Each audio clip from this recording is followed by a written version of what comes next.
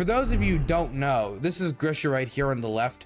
Grisha is pretty well known in the Hori 4 Hearts of Iron, which is a grand strategy game by Paradox Interactive, streaming space. He used to roll with Prighozhin 1, which was he's a Danish Hori 4 streamer and YouTuber. He used to play in these big multiplayer games, and he was somewhat well known. He wasn't gigantic or anything, but he was somewhat well known. Then the Russians invaded Ukraine, and Grisha, being Russian, decided that he was going to go down the pro-war path. And when I say go down the pro-war path, I mean go down the pro-war path to its most radical conclusion. He was pro-Wagner. He was streaming out of Wagner headquarters at one point. He was telling us and telling people that he was giving Wagner like strategic advice. To put it lightly, big supporter of Wagner, big supporter of the invasion. And he's been kind of excised from much of the Hearts of Iron streaming community due to his support for the war. Because most people think that filling up mass graves, executing civilians, you know, this type of stuff is reprehensible and they don't want to be associated with it. And since that's the type of activity Grisha wants to associate himself with, nobody wants to associate with him. Anyway, somebody that he likes a lot recently died.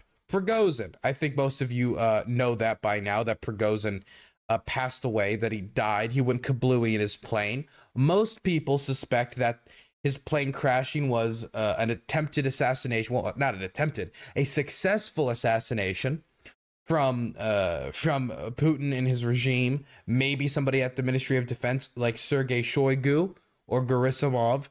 Yep. Point is, though, Prighozhin's dead. And Grisha is very upset about it because he viewed Prighozhin as a wonderful man.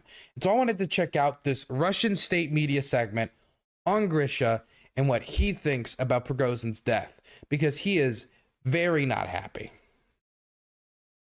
Einst enger Vertrauter des Kreml-Chefs. Prighozhin, wait, this is the right one, isn't it? No, this is not Russian State TV, I don't think. Wait, is this? I think this is Russian State TV. I thought for a second it was Russian State TV, but no, I don't believe this is Russian State TV. Anyway, here's the news segment about it. Prighozhin, once a close confidant of the Kremlin chief, his funeral went yesterday in St. Petersburg under the exclusion of the public. The Kremlin obviously wanted to avoid a hero's funeral under all circumstances. After all, there are many supporters of Wagner troops in Russia, those who mourn him. Armin Korper met some of them in St. Petersburg. Grisha is a fan of flags. His favorite is the German Kriegsmarine Reichsflag.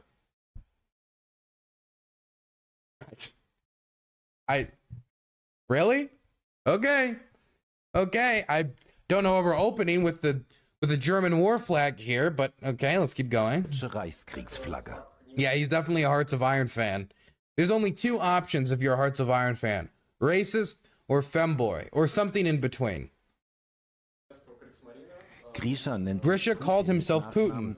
As always with surnames, especially in Russia, you don't know if it's a coincidence. Wait,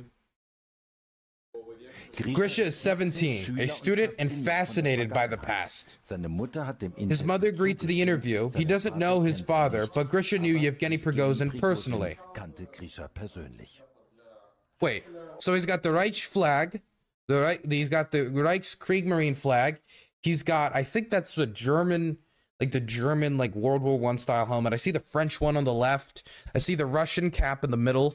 Or is that a Soviet cap? Either way, it's Russian cap. You've got the Soviet flag, and under the Soviet flag, you've got the Russian imperial flag. You'd think those two things would be, you know, kind of contradictory. Then you've got the top hat on the corner there. I guess he just likes top hats. Who doesn't like a good top hat? You got the Wagner flag on the right there. Yeah, a lot of the worst aspects of history here. I feel a deep grief.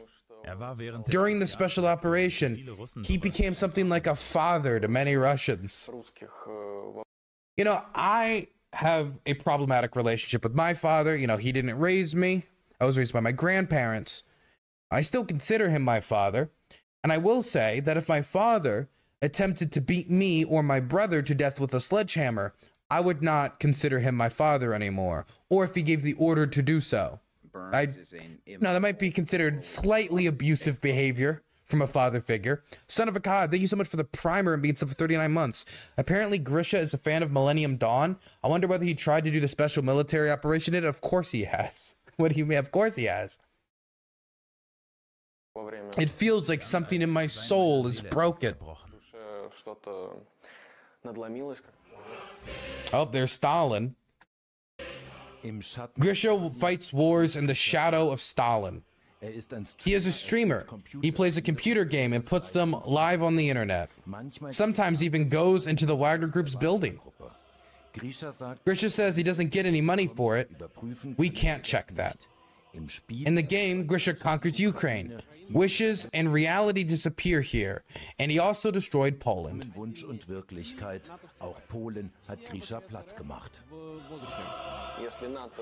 If NATO provokes us, we will of course respond with nuclear weapons. Oh, he's got a little picture of him with Prighozhin. Oh, he is like a little daddy to him.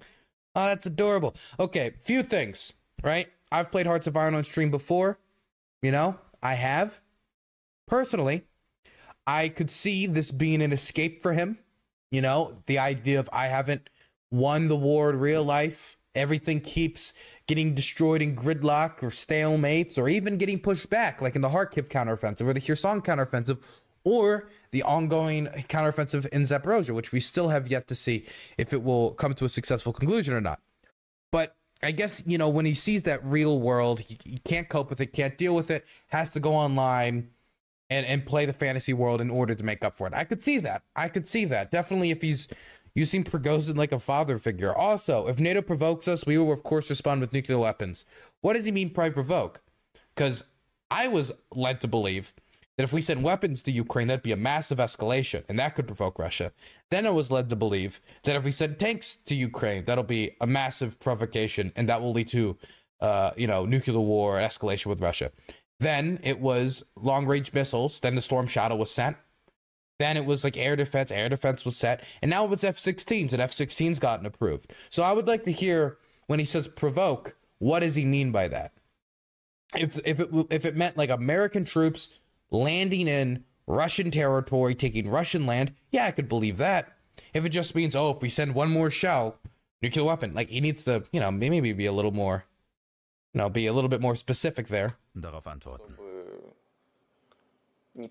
So that this doesn't happen again, and we will definitely get to Warsaw. Wait, we will definitely get to Warsaw? Does he mean like we will get, I don't know if he means this war will end in Warsaw. If he believes that, he's more delusional than I would even say the majority of pro-war Russians actually are, if he genuinely believes that. If he means if they go to war with NATO, that they're going to take Poland. Let me just put out here that Russia has been fighting the war with Ukraine for 1.5 years, almost 2 years now. And that's the full-scale war. Let's not even talk about the 8 years preceding it. And they have yet to achieve any of their original stated objectives. But they can't beat Ukraine, but they're going to beat Estonia, Latvia, Lithuania, Poland, Germany, France, the United Kingdom, the United States, Canada, Australia, New Zealand, a ton of other countries. Yeah, no, I just don't buy it. There are different scenarios. Everything depends on your skills and your goals and how the opponent behaves.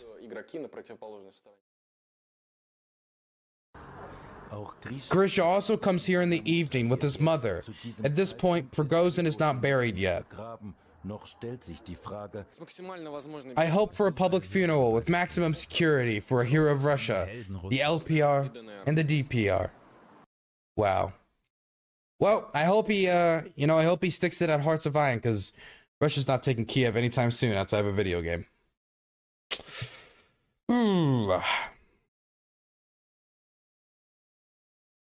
This is one of the most delusional goals I've heard. Yeah, I think the Poland stuff is just chest beating. I don't know if it is for Grisha. Grisha's like 17.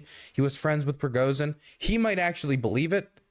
But when it comes to Russian state media now, the Russian government, I don't believe the Russian government is of any delusion of them taking Warsaw. I don't think they are of that belief. He's talking about the game? Was he talking about the game? It didn't sound like he was talking about the game. Yeah, show stream how Grisha cried. Does anybody, wait, Grisha cried. Does anybody have the link to Grisha crying? Somebody's got to send me the link or we're not going to be able to. There it is. Thank you. That was quick.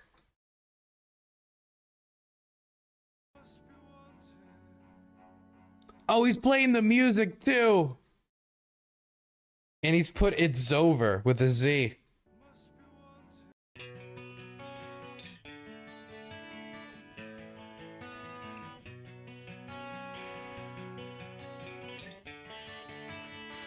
Wait, I thought he said he didn't make any money. I see the thing in the corner. I don't know what that... Whatever.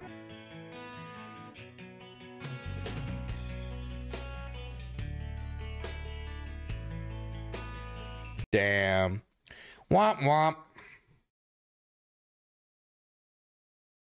Womp womp. The Peepo Ukraine... By the way, do you guys see that they copied the... Peepo, there's a meme, and you can see it in my site chat right now for anybody in the site chat. There's a Peepo flying a little Ukrainian flag, waves it back and forth. There's a really good little animation. They made a Russian version for that in the chat. Why is it that they always steal the best Ukraine memes for themselves? Can the Russians not make their own memes? Why put the music though? I mean, it's sad, and he wanted to like elicit feelings from his audience, I think. It's over, zillions must cry. That's funny, thank you. Oh, the donate was donate to the Russian army. Okay, yeah, that makes sense.